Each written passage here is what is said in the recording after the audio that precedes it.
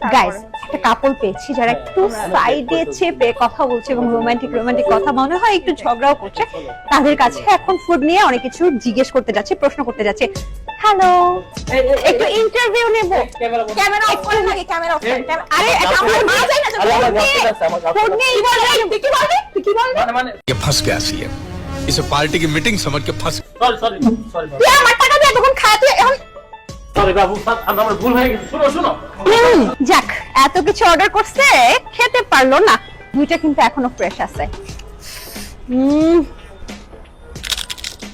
বিনা পয়সা খেতে পারবো, খুবই মজা। Meanwhile, দোস মিশন কমপ্লিট কেমন দিলাম তো সাথীতেও দিল্লি তো হলো না